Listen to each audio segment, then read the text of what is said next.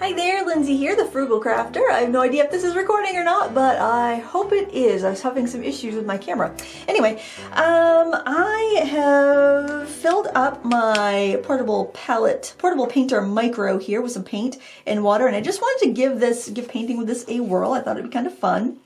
And I'm using a black pen. This is just a felt tip pen that's water reactive, so you probably have something in your junk drawer that will work, quite frankly. And I picked up this feather on my walk this morning, and I thought this would be fun to kind of do like a whimsical feather that, you know, with colors that aren't really represented in it, but to kind of just use it as a kind of like as an example, as a reference. I like to paint feathers. I think they're really fun to paint. And I just thought this little baby blue jay feather was really sweet. And I like the kind of like, I don't know, I like the feathery aspect of this feather, as they have, you know. I just thought this would be just kind of fun to do a really quick little sketch to see if I like painting with this. I didn't put too much paint in any of the wells because I was like, I don't know if how I'm gonna like this, so I thought I would give it a try. So I will be reviewing this palette after I've had a few little test drives with it, and let you know what I think when that's all said and done. But I thought it'd be just kind of a fun little example. Now I was playing around with this pen. This is the Inconic black pen from Arteza. You can get like a multicolored set, but I really don't use fine liners that much. I tend to just kind of, you know, use them like to outline marker illustrations. Like I usually after I'm done, even although you can use this under marker, and I don't think the marker will smear it. And I tend to just use black, and I tend to use like I use a lot of times the Micron .03. Now that one's waterproof. This one is not. But I like this. This is a this is a 0.4 size, and I just like the way it flows. And you can get a pack of like 10 of the exact, or 10 or 12 of the exact same nibs for pretty cheap. So I haven't used the other colors, but I don't think I would. I don't know. I'm just not like a multicolored fine line person. I think they're kind of geared to adult coloring book enthusiasts because they're so fine tip, and some of those adult coloring book designs are so detailed. So I think they would work really well for that, but that's not something I do, so that's why I don't have the color assortment. All right, I think that's pretty good for a sketch. I'm just going to set this just off a little bit. Ooh, I'm just going to set that right off my paper. All right, so this is going to be weird because I usually have 2 big buckets of water. Now I'm curious about the, I'm just going to kind of dab it in there and let the colors liquefy a little bit. Oh, that's fun. I do like it has kind of like a green-red split, kind of like the Elegant Writers do. But I always find my Elegant Writers dry up on me. If you've done the Elegant Writer technique with, I think it's Carolyn Holmes. Is she the one that, I might be mispronouncing her name. I think it's Carolyn Holmes who does that technique. With the Elegant Writer, and that kind of reminds me a lot of this pen here. Of course, I haven't had these long enough to say how long they would last. I just opened this pen up this morning actually because I have a multi-pack of it. But I don't know, I like how the ink runs. It's probably kind of silly, but you like what you like, you know what I mean? You like what you like. All right. And let's see, I want to use some whimsical colors, so I'm going to use this rose red. So I have Turner Rose Red, M. Graham, Cadmium Yellow, I have Da Vinci Ultramarine Blue, and Burnt Sienna, and I have Core Cobalt Turquoise, I believe. I believe those are the colors I chose. You can have 6 half pans. You can have a different variety of configurations, but the configurations you can do is 6 half pans, or 2 full pans and 2 half pans, or 1 full pan and 4 half pans, which is what I decided to do. Now, something I really like with the Cobalt Teal or Cobalt Turquoise rather, in Core, is that if I mix it with other colors, the Cobalt Turquoise is very reactive, it's very granulating, and it gives you a really cool effect when you add it with other colors when it dries, especially if you have a really wet wash. It kind of like, Well, right here you can kind of see it like pushes the more dye base color off, and the mineral base color kind of like, which is the cobalt teal, just kind of granulates. I just think that's so cool looking. So I'm hoping I get a similar effect in this feather, because I just think that would be really pretty. I keep wanting to go to like a big bucket to like rinse my brush. Okay, so now I'm gonna grab, I'm gonna grab some of the cadmium yellow. So this does have a little handhold thing on the bottom. Oh shoot, and I'm spilling my water. So I'm wondering about that actually. Maybe I'd rather hold it. I don't know. I don't know, because the hand rest is under this part, and I feel like the water makes it kind of heavy, so I don't think I would like typically hold it like that, but I'm gonna give it a try, because I want to see if this is going to be something that I would actually, I guess I would have to put even less water in there if I was going to hold it, because I would spill it. But maybe not everybody would. Maybe I'm just kind of clumsy, but I think I would tend to kind of spill it. There's a couple little ridges there. At first I thought, oh, you have more room for pans, but then you can't close it back up if you do that.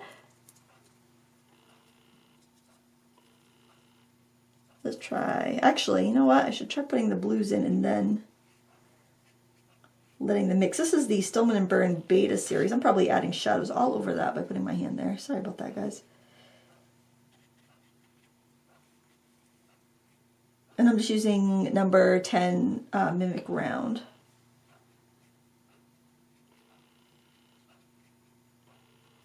I'm going to kind of do my own thing here, really.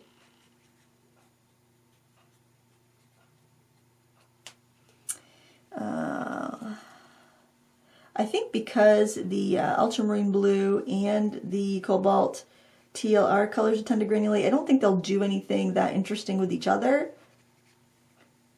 But we'll see. We'll see. And I can go back in with pen on top, obviously, after it's dry, and I don't have to worry about that running. But I like the running effect that I've got so far. I think it'll give me some interesting effects. So let's see. I haven't used the burnt sienna. I do like the what happens with the burnt sienna and the cobalt teal. Isn't that a pretty color? It makes a nice kind of earthy tone. Add it here and there. Whoops, see, I naturally want to go to I have an empty jar sitting in front of me and I want to use that. Let's also try, oh, you know what? I will do some flicking. Let's try the yellow and the cobalt teal. Oh, you know what I want to do? I want to do some big spatters first and then add some of those colors into it.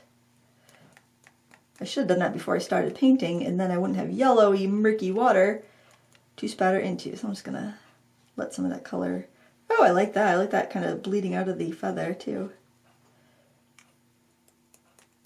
I felt like doing something a little bit wild today, because it's just an experiment. All right, let's try adding some of that. Maybe a little bit more of the cobalt teal. I hope I'm not putting my hand in front of everything.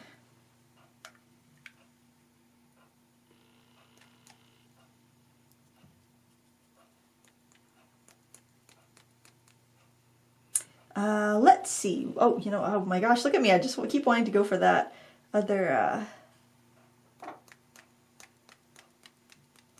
that's kind of fun. I could use some salt. Actually, some salt would be kind of cool in this, I think, as well. Let's put some more juicy color, then we can add some salt. Okay. Actually, before we do the salt, well, no, let's do the salt. Oh gosh. Okay, so problem here. I notice if I have to be careful. I can't just set that down if I've got the thing open. Good. I was like, oh no, what if I put my salt away? I didn't though. I was like, there's some things I want to keep in here just because I use them so often, and the salt is one of them. Oh, I'm getting some fun granulation there though. All right, now I want my little Critic Grit scraper.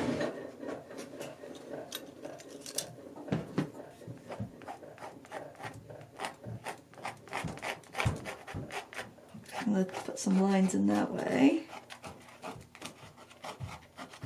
This will actually end up being kind of like a no-line technique because the pen ends up dissolving so much.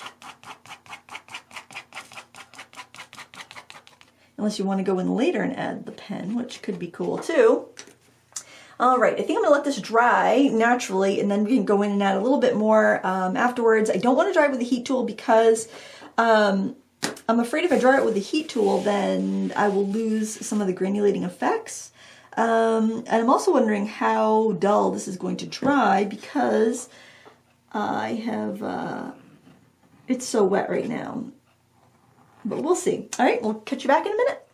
All right, everything's dry. Another thing I like to use my credit card scraper for is to scrape off the salt. That keeps me from getting like lotion on my paper from my hands or anything. And does a pretty good job. Okay, I'm gonna tap it off too. All right, so I'm gonna go back in with a pen. Make sure your paper's dry for both scraping off the salt and for the pen, because usually the shortest way to ruin a fine tip pen is felt tip pen is to get it wet. I just want to put in a few details. I don't really want to do a lot because I want to add a little bit more watercolor. I don't want to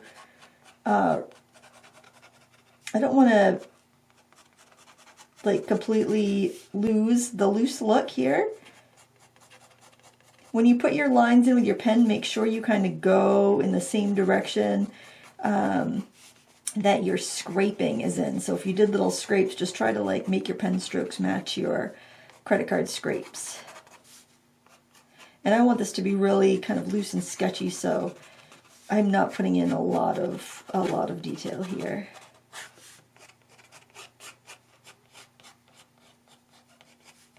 Just a little bit of fun. Just a little bit of fun lines. That's about it. All right, and then I think I just want a few juicy strokes of paint. I'm still looking for my big water buckets. That's a tough habit to break. I think probably because I had it really wet, I'm not getting as much of the color separate, or I don't know why I'm not getting as much of the color separation. Maybe I had too much water, too much going on. I'm not sure. It's still pretty. I got some cool effects in there. And I do have some pretty cool effects in there. I'm going to try not to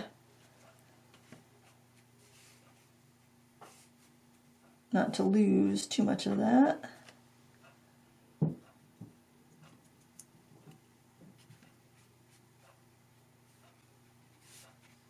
Oh, by the way, I'm having a birthday sale in my shop. I'll put the coupon code in the video description. I think it's Lindsay44 because I'm 44. I just turned 44, and they'll give you 44% off any full class on my Teachable School.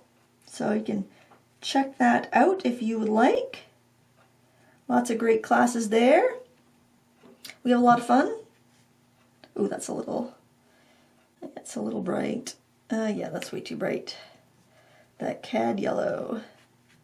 So I put cadmium color. I did put a cadmium color and a cobalt color in here. So that's something that's probably not a great idea for a travel palette, just because, you know, you don't want to be discarding.